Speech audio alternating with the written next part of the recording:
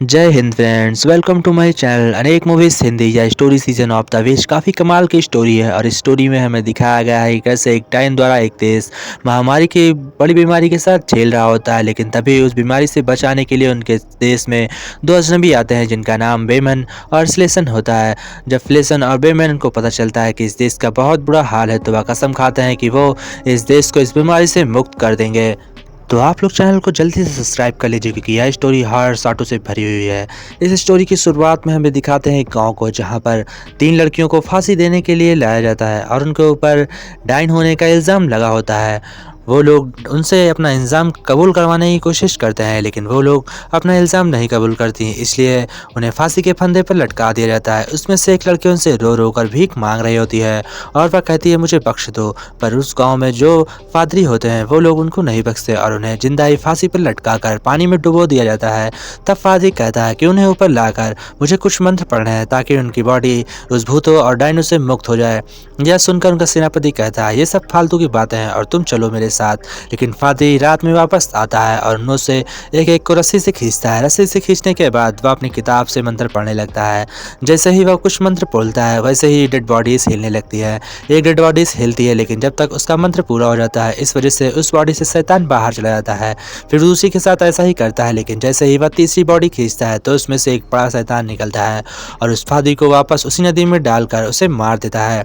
फिर हमें दिखाते हैं कुछ साल बाद जहाँ पर भगवान के नाम पर एक सेना लोगों को मारती है और उस सेना में दो कमाल के योद्धा होते हैं। एक का नाम बेमन होता है और दूसरे का नाम फ्लेसन होता है। बेमन अकेले ही 400-500 लोगों को मार सकता था, इसलिए वो जब भी दोनों जिस लड़ाई में शामिल होते थे वह लड़ाई आसानी से जीती जा सकती थी। वे ऐसे कई राज्यों को तबाह कर देते हैं जो ईश्वर को मानने से मना करते थे।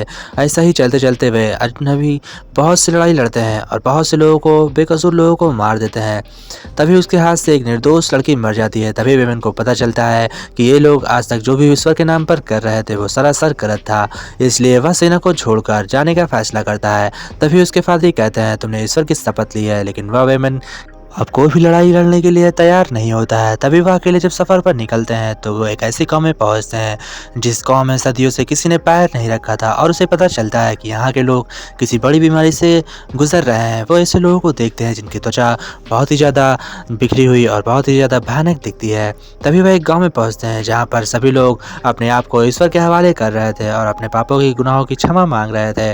तभी वहाँ पर बेमन और फ्लेसन पहुँचते हैं जहाँ पर बेमन एक सेना से पूछता है कि यहाँ पर क्या हो रहा है। राजा का सेनापति जवाब देता है कि यहाँ पर एक बड़ी महामारी फैल गई है। यह 3 साल से बहुत से लोगों को खा चुकी है। हाँ, यहाँ पर 4 लोगों में से 3 लोग मर जाते हैं और सिर्फ एक ही जिंदा बचता है। यह सुनकर बेमन बहुत ज़्यादा सोच में पड़ जाता है। तभी उसे राजा बुलाते हैं और बेमन से कहते हैं, क्योंकि बेमन अजनबी होता है इसलिए सेनापति उसे गिरफ्तार कर लेता है। और जब बेमन राजा के पास जाता है तो राजा उसे एक काम करने के लिए कहता है, लेकिन बेमन वह काम करने से सरासर मना कर देता है क्योंकि उसने ईश्वर के लिए आगे से कोई काम करने की नहीं ठान रखी थी। लेकिन जब उसे कारागार में डाल देते हैं तो उसे पता चलता है कारागार में एक निर्दोष लड़की बंद है और इसी को लेकर एक बड़े चर्च के पास जाना है। उस चर्च में जाकर यह पता लगाना है कि उस लड़की के अंदर डाइन है या नहीं। यह सोचकर कि वह लड़की बेकसूर है बेमन हाँ कर देता है, लेकिन बेमन को उस चर्च का रास्ता नहीं पता होता है, इसलिए वह एक सौदेगार से मिलने जाते हैं और वह उस सौदागर जब उस बेमन से मिलता है तो उससे कहता है कि हाँ मुझे वो रास्ता याद है और मैं तुम्हें सही सलामत उस रास्ते पर ले चलता हूँ। फिर बेमन और सौदागर और उसका दोस्त फ्लेसन और उसके साथ एक डाइन होती है जो पिंजरे में बंद होती है। ये सभी लोग एक रास्ते पर निकल चलते हैं। यह रास्ता कहाँ ले जाएगा, किसी को मौत की ओर ले जाएगा तो किसी को मंजिल की ओर, लेकिन इस रास्ते पर फ्लेसन को चलना ही होता है, इसलिए फ्लेसन और बेमन दोनों तय करते हैं कि वो लोग इस रास्ते को पूरा करेंगे। तभी वो लोग बहुत दूर चलते चलते एक जंगल में पहुँच जाते हैं और उस जंगल में जब वो पहुँचते हैं तो उन्हें पता चलता है कि लड़की कोई आम लड़की है। बेमन ऐसा सोचता है। तभी वो लड़की उससे मदद मांगती है। तभी बेमन उसे कुछ खाने के लिए देता है, लेकिन वह बेमन को पास बुलाती है और उसकी चाबियां चुराकर उस पिंजरे को खोलकर एक गांव में भाग जाती है। जब बेमन उसके गांव में ढूंढने के लिए जाता है तो वह गांव काफ़ी ज़्यादा बड़ा होता है, इसलिए बेमन कहता है हमें अलग अलग होकर ढूंढना चाहिए। तभी हमें पता चलता है कि वह असलियत की एक डायन ही होती है और वह लोगों की कमजोरी का पता लगाकर उन पर अटैक करती है। तभी उनका एक साथी मर जाता है जिसका नाम एक हट होता है। एक हट बहुत ही अच्छा आदमी होता है, लेकिन उसकी कमजोरी का उस डायन को पता चल जाता है, इसलिए एक हट को दिमाग भ्रमित करके उसका जान ले लेती है। फिर आगे वो लोग चलते चलते एक पुल के पास पहुंच जाते हैं, जिस पुल में बहुत ही ज़्यादा खतरनाक पुल होता है, क्योंकि वह काफ़ी ज़्यादा पुराना होता है और उस पुल को पार करना बहुत ज़्यादा मुश्किल काम होता है। इसलिए बेमन अकेले आगे बढ़ते हुए अपने घोड़े के साथ उस पुल पर धीमे धीमे चलते चलते उस पुल को पार कर लेता है और फिर फ्लेसन से कहता है, फ्लेसन बग्गी को लेकर आराम से पुल की ओर आओ और कोई भी जल्दबाजी नहीं करेगा। जब बग्गी धीमे-धीमे पुल पर उतर रही होती है, तभी उसके हाथ से रस्सी छूट जाती है और रस्सी के छूटने की वजह से बग्गी अपने आप पुल में उतर जाती है। जब बग्गी पुल पर बहुत तेज़ी से उतरती है, तो पुल के काफ़ी पटरे निकल जाते हैं और वहाँ पर काय पुल के किनारे लटक जाता है। लेकिन तभी वह लड़की जो उस पिंजरे में बंद होती है, वह काय को एक हाथ से खींचकर ऊपर खींच के बचा लेती है, जिससे कि काय सोच में पड़ जाता है और यह बात वो बेमन को बताता है। बेमन सोचकर अचंभे में पड़ जाता है कि एक लड़की भला एक आदमी को कैसे हाथ से खींच सकती थी। उसे भी शक होने लगता है कि यह एक डायन ही हो सकती है, क्योंकि इतनी ताकत सिर्फ डायनों में होती है। तभी वो लोग जब जंगल को पार कर रहे होते हैं, तो उन्हें पता चलता है कि उनके पीछे कुछ खतरनाक भेड़िए पड़ गए हैं और भेड़िए का नाम सुनकर सभी लोग बहुत ज़्यादा डर जाते हैं और एक घेरा बनाकर आपस में एक दूसरे के साथ रहते हैं। तभी वेमन कहता है कि जितने भेड़ियों को मार सकते हो, हमें उतने भेड़ियों को मारना है और उनके ऊपर उस डायन की वजह से भेड़िए अटैक कर देते हैं। भेड़ियों के अटैक की वजह से वह सौदागर जो उनके साथ आया हुआ था, जिसे रास्ता पूरा का पूरा याद होता है, वह मारा जाता है। उस सौदागर की मरने की वजह से बेमन बहुत ज़्यादा दुखी हो जाता है, क्योंकि आगे का रास्ता बहुत ज़्यादा मुश्किल होने वाला था। बेमन रात में ही यह सफ़र तय करता है और वह उस सफ़र रास्ते को पार कर लेता है जो उस जंगल के बीच से गुजरता था। लेकिन जैसे ही वह रास्ता पार करता है, तो वह कहता है, इस विष को हम यहीं मार देंगे। लेकिन इससे पहले वह विष को मारता है, फ्लेसन उसके बीच में आ जाता है और वो कहता है, चर्च में हम पहुंचने ही वाले हैं, क्योंकि वहां से चर्च पास में ही दिख रहा होता है।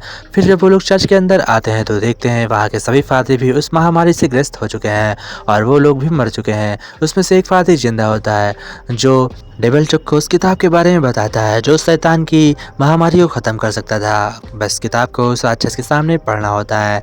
इसलिए डेविल जैक उस किताब को लेकर आता है और उस पिंजड़े वाली लड़की के सामने जैसे ही पढ़ना शुरू करता है, तो वह धीमे धीमे गुस्से में आ जाती है और उसकी शक्तियाँ भी बाहर आने लगती है। धीमे धीमे उसका रूप भी बाहर आने लगता है। वह एक लड़की से एक शैतान में बदलने लगती है और उसकी आँखें, उसका मुँह, उसका नाक, उसका चेहरा सब कुछ पूरे शैतान के रूप में बन जाता है।